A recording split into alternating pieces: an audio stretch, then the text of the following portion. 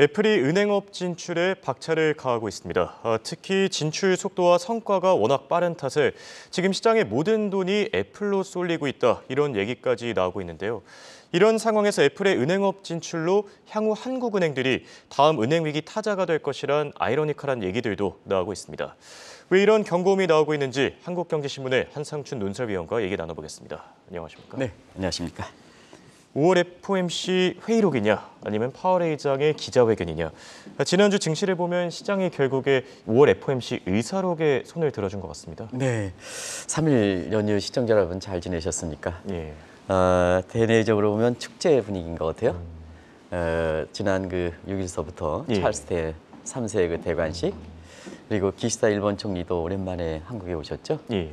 그리고 우리가 이 시간을 통해서 우리 캐스터분이 발빠르게 전해주고 있겠습니다는 버크셔에서의 주총도 예. 지금 주식 투자자 입장에서는 엔데맥에 대면으로 열리고 있기 때문에 굉장히 축제 분위기고요.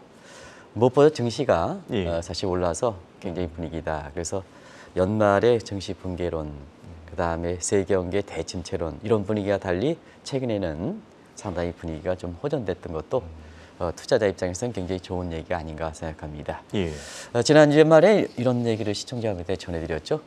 5월 회의가 페드 의사록에는 향후에 금리 인상을 중단하겠다는 입장에 반해서 파월 의장은 여전히 매파 기조를 계속해 유지해 나가겠다.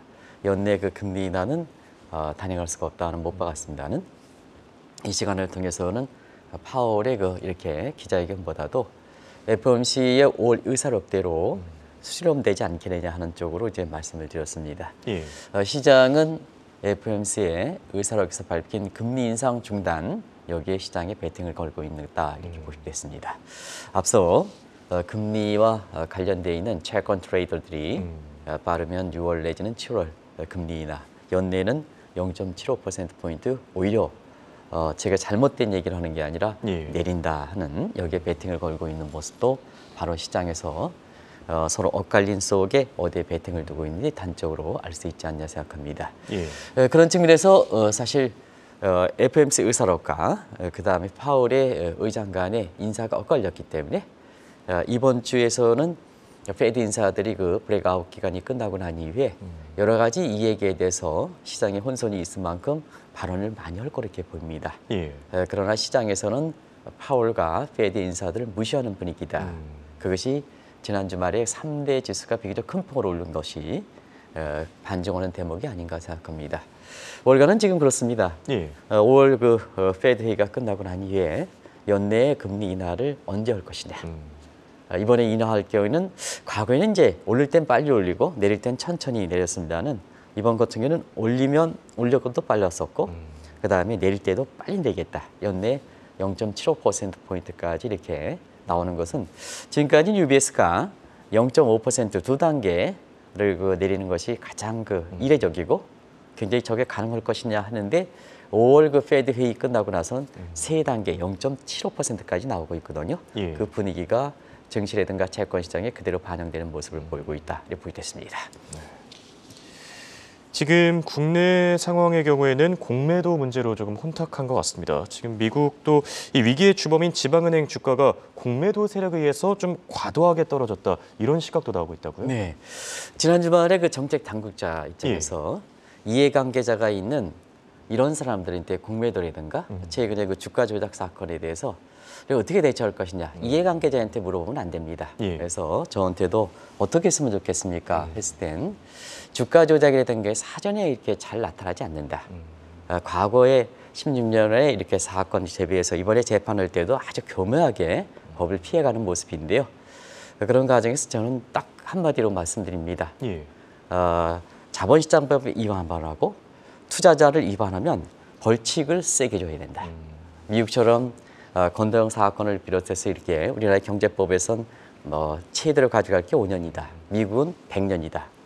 이번에 주가 조작들도 증권사의 회장이 문제가 됐던 부분에 대해서 사회 환원으로 하는 것을 끝나는 것은 아니다. 예. 그래서 문제가 되면 100년 이상 때려라. 이러면 이게 이렇게 그래도 주가 조작 사건은 나타난다 하는. 그래서 미국에서 보면 금융위기 문제가 비교적 빨리 정리되는 데 있어서는 바로 사후에 벌칙을 세게 강조하는 이런 측면에서 정리되는 측면도 있다고 보겠습니다. 예. 공교롭게도 이 말씀을 드린 것은 공매도 문제죠.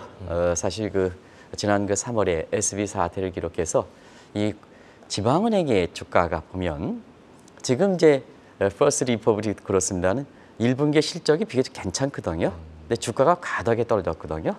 그러면 이걸 어떻게 해석해야 될 것이냐 하는 측면에서는 JP모건이라든가 이런 데에서는 지방은행의 실적이라든가 적정 가치를 대비해서 볼 때는 과다하게 떨어졌다. 그러다 보니까 공매도 세력에 의해서 너무 주가가 조작됐다 하는 이 측면의 보고서와 함께 사실 바이든 정부가 금융위기의 경험을 살려서 비교적 빨리 정리하는 것이 결국 증시를 반전시키는 지방은행의 주가를 반전시키는 이런 쪽의 대응이 됐다 이렇게 보겠습니다. 예. 아무래도 이 틈을 파고드는 것이 사실 레버리지 비율을 강화하는 이렇게 헤지 펀드들이거든요. 예. 그래서 오랜만에 전통적인 헤지 펀드들이 지금 이렇게 미국의 금융시장에 다시 나오고 있는데요. 지금 지방은행 주가가 과다하게 공모에 있어서 주가가 너무 많이 떨어졌다. 그 다음에 바이든 정부가 위기를 잘 대처한다. 그러면 향후에 지방은행이 실적이 이렇게 나쁘지 않다면 결과적으로 이번에 해당하는 은행을 제외하고는 빨리 좀 이렇게 주가가 올라가지 않겠느냐. 여기서 레버리지 베팅을 10배까지 하면서 지난 주말에 은행들의 주가가 빨리 올라갔던 것도 우리가 여기 이제 나오고 있죠. 예. 지금 우리 정영 PD께서 나머지 살아있는 지방은행의 주가를 쭉 보여드리고 있습니다는 비교적 큰 팔을 올려서 다우존스 지수가 500포인트 이상 올라가는 큰 요인 중에 하나다 이렇게 보겠습니다. 예. 문제는 이 대목에서 레버리지 비율이 다시 이제 10배 정도까지 올라갔다 하면 시청자분께서는 나드 프랭크법의 월커룰이 5배 정도인데요. 아직 이것이 이제 월커룰에 대해서는 지난번에 5배를 적용할 것이냐 하는 측면에서는 월가의 반대가 있다. 예. 그래서 아직 구체화되지 못하고 있다 하는 측면에서 이 틈을 파고드는 것이 10배까지 된 거거든요. 예. 그러면 나중에 이 부분이 다시 위기로 작용하지 않겠느냐 하는 이 측면이 되면서 바이든 정부가 은행위기를 이렇게 발생시키는 방지 차원에서의 이렇게 사후적 대책뿐만 아니라 과거의 도드-프랭크법 이때의 원안대로 볼코일을 5배로 축소시키지 않겠느냐 하는 이런 시각도 새롭게 나오고 있다. 이 대목은 은행업과 관련돼서 또 투자업계 관련해서 굉장히 주목할 사항이다. 우리도 CFD인가 이런 것도 바로 2.5배 이상의 레버리지 비율 때문에 지금 이렇게 거기에 파고들었던 것이 이번 사건 문제되지 않습니까? 그 예. 레버리지 비율 그 문제에서 5배를 축소시키겠다 하는 입장도 관련된 국내 관련된 업체들이 주목하실 필요가 있다는 걸 말씀드리겠습니다. 또 미국 증시를 보면요. 애플의 금융업 진출이 한몫을 했다. 이런 분석들도 있습니다. 그만큼 애플의 호실적이 미국 증시를 견인했다 이런 평가인데요. 어떻게 생각하십니까? 네. 사실은 우리가 뭐든지 이 정책 당국에서 특정 이렇게 증권사라든가 금융사의 신고권이라든가 허가권을 두면 그 기득권을 잘 유지해야 됩니다. 요거를 주가 조작이라든가 예.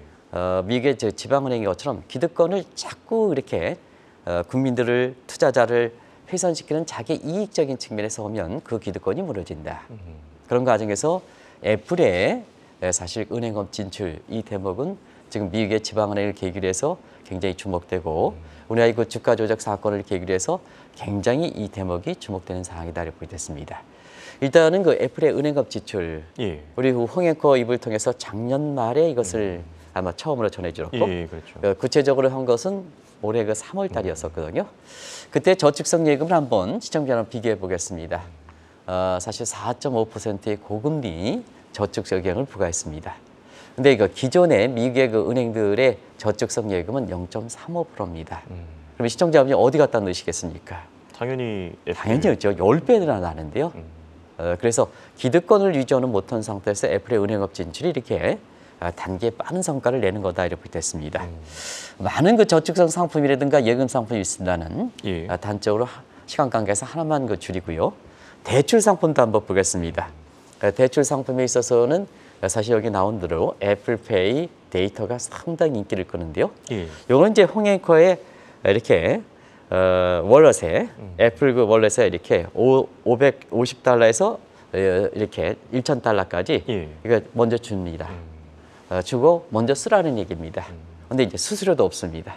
그리고 갚을 때 어떠냐? 갚을 때 저기 나온 것처럼 6주 이내 4번에 걸쳐서 4번에 걸쳐서 우리 신용카드는 전혀 다르죠. 예. 우리 이제 신용카드가 쓰면 바로 뭐냐 한 10일 만에 카드 그 결제 시기에 따라서 다릅니다는 예. 바로 이렇게 전부 전액을 그 상환해야 되고 그리고 거기에 못할 때는 연체료를 상당히 부과하게 되거든요. 이게 그런데요. 이거는 왜 그러냐 하면 바로 신용카드에 연결되지 않고 지불카드에 연결된다는 얘기입니다. 이거다 보니까 미국 사람들이 가장 중요한 신용카드에 디폴트 될 때, 신용카드를 갖지 못했을 때는 개인의 신용점수에 문제가 돼서 사실 A시중은행에 대출을 갖고 있다면 자, 내가 신용카드를 사용하지 못했던 부분에 대해서 이렇게 신용점수가 낮아지면 바로 그 은행의 대출 상품의 홍행코의 대출 상품까지 가산금리가 붙게 되거든요. 이게 뭐냐 국내 시중은행들이 그렇게 해서 돈을 벌게 되는 거거든요. 예. 근데 애플은 뭐냐 요거를 직불카드에 연결된다는 얘기입니다. 그래서 설령 이거를 그렇게 사실 갚지 못한다 하더라도 개인의 신용과는 이렇게 지장을 끼치 않는다. 그러면 미국 사람 것처럼 주급이라든가 내지는 바이버너스리 2주에 월 그 2회의 그 급여 체제에서는 이거만큼 인기가 있는 게 없습니다. 저도 그 미국에서 이렇게 보면 이 정도의 상품이라는 것은 기존의 은행들이 아주 비상이 걸 만큼 아주 좋은 상품이다 이렇게 보게 됐습니다. 그래서 지금 단기에 은행업 진출한 지 지금 선언한 지 한 5개월도 안 됐고 본격적으로 가동된 지 올해 3월이니까 한 2개월 정도 되는데도 불구하고 저렇게 인기를 끄는 거다 이렇게 보게 됐습니다. 애플 입장에서는 다양한 금융상품 초기의 성과를 통해서 다양한 그 금융상품을 앞으로 추대할 거로 이렇게 보이기 때문에 소비자들의 욕구에 있어서 이렇게 그 욕구를 더 만족해 충족시키지 않겠나 이렇게 보고 있습니다. 얘기를 듣다 보니까 제가 소비자라도 당연히 애플 쪽에 관심을 둘 것 같은데요. 그런 만큼 이 성과도 굉장히 크게 나타나고 있지 않습니까? 성과를 굉장히 크게 나타나고 있는데요. 일종의 기득권을 유지하지 못한 그분에 대한 불만이 반사적 측면에서 애플의 은행업 진출로 이렇게 되고 있다 이렇게 보게 됐습니다. 예. 그런 과정에서 일단은 금융위기 이후에 자 그때 당시에 전통적인 커머셜 뱅크와 그다음에 증권가 통합돼서 공룡들이 나타났거든요. 그게 골드만삭스라든가 JP 모건이라든가 이런 데에 보면요. 사실은 이 공룡들이 나온 상태에서 금융 소비자를 위한다. 고객을 위한다지만 자기 자신의 이득을 취하는 경우가 국내 증권사, 금융사도 아마 수시로 많이고 이번에 주가 조작 사건도 그런 측면이지 않냐 생각합니다. 예. 예를 들어서 관련된 이렇게 증권사 같은 경우에는 회장입니다. 우연의 일치다. 그게 어디 있습니까? 시장을 조성하는 주식을 발행한 입장에서는 시장을 조성해야 되는 기능이 또 있는 거 아니겠습니까? 예. 그 우연의 일치라는 게 어디 있습니까? 그런 입장에서 이렇게 보면 변명하는 것이 굉장히 궁색한 변명이다. 그래서 개인적으로는 굉장히 페널티를 많이 줘야 된다 하는 입장인데요. 바로 미국에서도 그렇습니다. 이렇게 고객을 위한다지만 사실 자기 자신의 이익을 하고 그다음에 CEO 같은 경우에는 높은 성과 우리가 보기에도 저만큼 본 걸 받을 수 있어? 할 정도로 그러면 결국 뭐냐 고객들의 그 수수료라든가 이런 걸 따가지고 그만큼 입에 들어갈 수 있어? 이런 쪽에 고객들의 불만이 있을 수밖에 없거든요. 그런 측면에서 보면 국내에서도 공시제도 이런 건 잘했다고 생각합니다. 개인적으로 이 공시제도를 왜 하느냐 하는 국내 CEO들이 특히 증권사 CEO들이 있습니다는 아주 잘했다고 생각합니다. 그런 측면에서 소비자와 사실 금융사 간에 실제로 자기 자신의 개인적인 금융사의 능력에 의해서 성과를 내야 예. 그것이 연봉으로 돌아가는 거지. 예를 들어서 자 고객 돈을 400조 정도 유치했다. 그러면 많은 금융사 임직원들이 있다. 그러면 은행의 1% 넘어들어도 어떻습니까? 4조 원의 수익이 나거든요. 그게 금융사의 왜 이렇게 수익이냐? 고객의 돈을 단순히 유치해서 그냥 아무것도 하지 않고 예금을 넣어서 4조 원 정도 된다면 그걸 은행의 성과로 다 가지고 금융사의 성과로 다 가져가는 게 있냐? 금융사 소비자 입장에서는 당연히 불만이죠. 이게 기득권이 깨진다는 얘기입니다. 그리고 지방은행이기에는 그러다 보니까 자 가장 보수적인 지방은행에 믿음성 있는 지방은행에서 위기가 터지다 보니까 전반적으로 은행은 더 이상 안전하지 않다. 그리고 책을 보면 애플이면 무조건 이렇게 예. 필요한다. 이런 사고가 겹치다 보니까 성과가 빠르게 나타나는 거다 이렇게 보시면 되겠는데요. 매출액이 자 이렇게 이번에 지방은행이 이기 전에 매출액이 한 10% 정도에서 20% 정도로 은행업에 대해서 지금 애플이 나타나는 상황이고요. 놀라지 마시기 바랍니다. 애플의 시가총액이 지난 주말로 외신의 탑뉴스로 다루고 있습니다는 시가총액이 테슬라를 지치고 1위도 등극했습니다. 그리고 이번에 버크셔에서의 총회에서도 워렌 버핏이 애플은 이렇게 신뢰한다. 예. 애플은 신뢰한다. 지방은행은 못 믿겠다. 마지막으로 이렇게 많이 갖고 있었던 파울스 외고 파울스 은행주조차도 팔아버리는 이런 사태가 있지 않습니까? 그런 것이 지금의 금융업의 변화다 하는 걸 말씀드리겠습니다.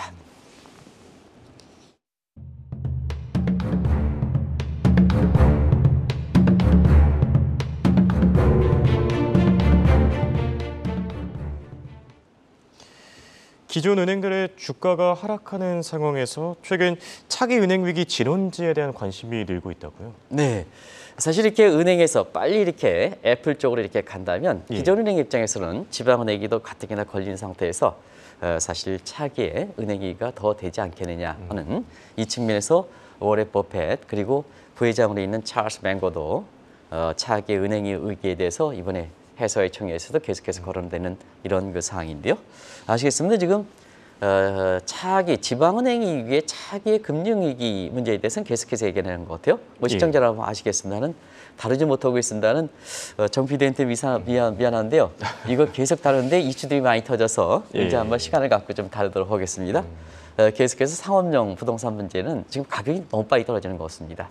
요 위기의 진원지로 전염되지 않겠느냐 하는 쪽에 얘기가 나오고 그다음에 부채 한도 협상 지연이 되고 있죠.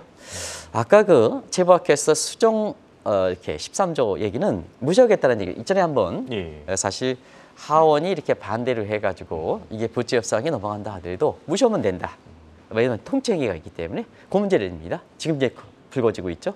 그러나 국민들이 신뢰하지 않는 분이기 때문에 바이든의 월드권이기 때문에 이 문제를 실제로 가져가냐 하는 측면은 사실 위기감을 또 다른 위기감을 조성한다 이렇게 보게 됐습니다. 어찌됐든 디폴트 위기가 이제 계속되는 그런 상태에서 지금 애플이 사실 기존 은행에서 자금이 이렇게 몰려갈 때는 아시겠습니다는 기존의 은행들은 굉장히 비상이 걸리는 게 아닌가 생각합니다. 가뜩이나 기존 은행들은 지방은행 사학회에서 지급 준비를 올려야 되거든요. 우리나라도 이제 지급 준비를 올리는 문제가 지금 검토되고 있습니다는 디지털 시대에서는 지급 준비를 올리는 문제 이 문제가 되고요. 그다음에 일부 은행 중에서는 너무 빨리 이렇게 한번 보시겠습니다. 애플이 될 때는 어떻게 되겠습니까? 대형 은행보다도 사실 SVB보다 좀 위에 있는 은행들 이렇게 뭐 자산 규모로 보면 5천억 이상 통제 규모가 된다 하더라도 그때서부터 자금이 빨리 빠지는 겁니다. 그리고 마지막에 골드만삭스 같은 최종적으로 대형 은행에 빠지는 겁니다. 그런 과정에서 파월의 자산 규모 5천억 달러 이상에 밀리는 그 밑에 있는 상태에서 SVB 그다음에 퍼블릭 세크터는 이미 지방은행이 이게 거쳤었고 그다음에 5천억 달러의 통제 대리에서도 거기에 임계점이 있는 은행들에서 자금이 빠지고 있다. 그래서 지금 뱅크런 사태가 이렇게 나오는 상황이거든요. 이렇게 되다 보니까 자 미국의 그 은행들은 지금 기존의 은행들은 자구적 차원에서 연일 비상대책 회의를 하는 모습이 지금 움직임이 이렇게 나타나고 있다 이렇게 됐습니다. 얘기를 듣다 보니까 바이든 행정부 입장에서도 이 문제를 그냥 좌시할 것 같진 않은데요. 지금 애플발 은행 위기 가능성에 대해서는 어떻게 생각하십니까? 공식적으로 지금까지는 바이든 정부 입장에서는 아직까지 이 문제에 대해서는 이렇게 공식적 입장을 밝히지는 않고 있습니다. 그러나 내년에 대선을 감안할 때는 애플의 사실은 은행업 진출에 대한 성과가 주로 금융에서 온 소외계층들의 혜택을 주는 거거든요. 그래서 뭐냐 각종 비용이라든가 이런 거 줄여주는 효과가 있고 얼마나 또 편리합니까? 당신이 지금 핸드폰에 의해서 애플을 하는 점에서 디지털의 편리성을 주다 보니까 결국 디지털의 불합리한 점도 있긴 합니다는 내년 대선을 앞두고 사실 있는 사람보다 민주당의 지지층에 해당되는 소외계층들의 애플의 은행업 진출이 아직도 긍정적 측면이 되기 때문에 대선 전까지는 이 대목에 대해서 바이든 정부가 공식적 입장을 내놓기는 좀 어렵자. 그러나 사실 지금 애플조차도 은행업 진출이 너무 빠르다 보니까 애플이 기존의 IT 업계에 이렇게 독과점지를 찾는 상태에서 은행업이 하다 보니까 한국에서 산업과 금융에 이렇게 분리할 것이냐 혼합할 것이냐 이게 영원한 한국의 그 금융시장의 역사가 이렇게 되고 있는데요. 예. 그런 측면에서는 이렇게 지금 리나 칸을 중심으로 한 독과점 규제, 독과점 규제 문제에 있어서는 틀림없이 규제 대상이 되고 있다고 보겠습니다. 애플의 허스만 스핀덜 지수를 이렇게 구해보면 리나 칸의 독과점, 반독점 규제 대상이 되는 거거든요. 그래서 앞으로 애플의 은행업 진출의 성과가 어떻게 나타날 것이냐 하는 측면에선 어디서 접점을 가질 것이냐. 예를 들어서 민주당의 지지층에 해당되는 소외계층의 편리성을 도모하고 금융비용을 낮추는 그래서 골드만삭스 같은 거대 공룡 집단에 대해서 금융 소비자가 균형점을 찾아가는 측면의 긍정적 직화. 그다음에 애플이 금융업까지 진출함에 따른 독과점에 따른 피해 문제. 이런 문제가 결국은 어디서 접촉점을 가질 것이냐 하는 측면이 바이든 정부가 그때 공식적 입장이 나오지 않겠나 이렇게 보고 있는데요. 그 대목은 결국 애플의 사회적 책임성 때문에 사회적 책임성을 얼마나 의식하느냐에 따라서 바이든 정부가 사회적 책임성을 의식한다면 사실 접촉점에 대해서 늦게 찾아올 거고요. 그다음에 사회적 책임성을 무시하고 또 애플이 기득권을 형성해서 자기 이익을 충당한다면 이게 바이든 정부가 아무리 대선에서 사실 그 소비자를 이렇게 득표권을 생각한다 하더라도 이건 규제가 빨리 찾아온다. 결국 애플의 사회적 책임성 때문에 이거 결정되지 않겠나 이렇게 보고 있습니다. 또 바이든 행정부뿐만 아니라 연준의 고민도 깊어질 것 같습니다. 지금 애플이 공식적으로 통화정책 대상에 들어오면서 이 페드가 앞으로 통화정책을 어떻게 설정해야 되는가 이 부분에도 시장에 관심이 모이고 있다고요? 결국 디지털 시대의 통화정책, 인터넷 시대의 통화정책, 온라인사의 통화정책을 해야 된다는 얘기입니다. 지금까지 이렇게 각종 법을 보면 오프라인의 통화정책이죠. SB 사태의 디지털에 가는 그 특이성, 한꺼번에 가짜 뉴스라도 한꺼번에 자금을 유출하는 사태에서 기존의 오프라인의 통화 정책의 각종 감독이라든가 이게 쫓아가지 못하는 상태에서 발생했거든요.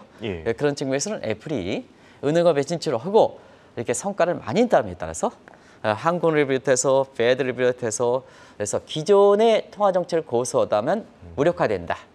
지금 단계적으로 보면 5월 의사록과 그다음에 파월에 이렇게 보면 시장이 더 우월적으로 있지 않습니까? 시장이 주도하고 있지 않습니까? 파월이 주도하고 그다음에 페드가 주도하자. 왜 그러냐? 인플레 진단서부터 지금까지 전부 선도적 기능을 못했기 때문에 시장이 주도하고 나가지 않습니까? 시장이. 그런 측면에서 보면 디지털 시대의 그 통화 정책을 어떻게 강구할 것이냐 하는 문제는 지금 상당히 좀 어려운 과제입니다. 제가 이제 제목만 이렇게 달아놨습니다. 달아놨습니다. 저 하나하나 사실 학교 강의 때 1시간 이상씩 강의해야 될 대목인데요. 시간 나고 이렇게 됐습니다. 시간 나고 말씀드리겠습니다. 이 대목은 좀 어렵기 때문에.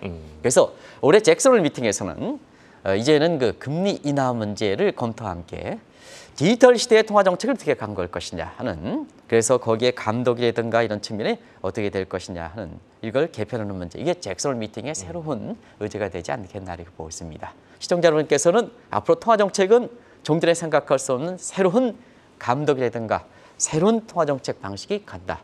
그래서 제3의 통화정책이 가고서 뉴노멀 통화정책이 시대가 열린다. 하는 걸 말씀드리겠습니다. 네. 결론을 맺어보겠습니다. 사실 결국 문제는 우리나라거든요.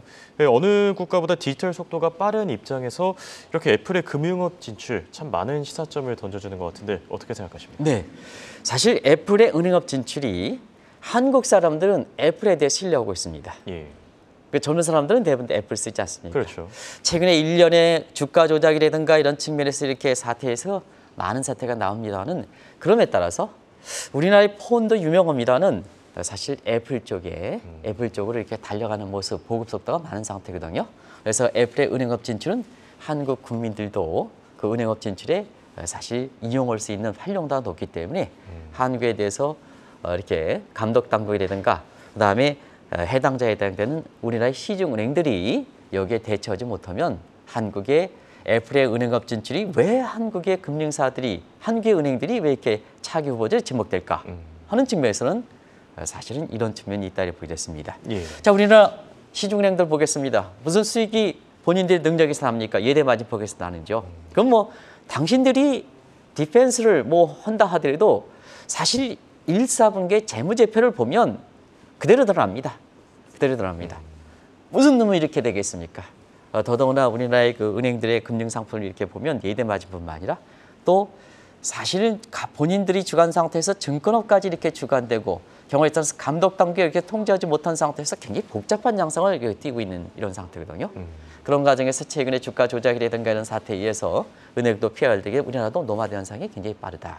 지금 이렇게 한국은행이 2011년 8월서부터 금리를 올려왔습니다는 예금금리 자 얼마나 올렸습니까? 찌끔 올리죠. 예. 대출금리 오히려 거꾸로 2월 이후에 금리가 동결된 상태에서 행정 지도가 됐는데도 불구하고 대출금리는 더 올라간다 그래요. 이렇게 되니까 사실 애플의 은행업 진출에 따라서 미국의 그 은행뿐만 아니라 한국의 은행들이 굉장히 주목되고 있다는 것을 말씀을 드리겠습니다. 이 대목은 대정책 차원에서 다시 한번 그 방안들을 갖고 있는데요. 예. 정부 당국에서 보고한 이 방안들을 갖고 있는데요. 그건 잘라서 다음에 한번 말씀드리도록 하겠습니다. 네, 알겠습니다. 이렇게 오늘은 애플의 은행업 진출을 주제로 얘기 나눠봤습니다. 지금까지 도움 말씀에 한국경제신문의 한상춘 논설위원이었습니다. 대단히 고맙습니다. 네, 고맙습니다.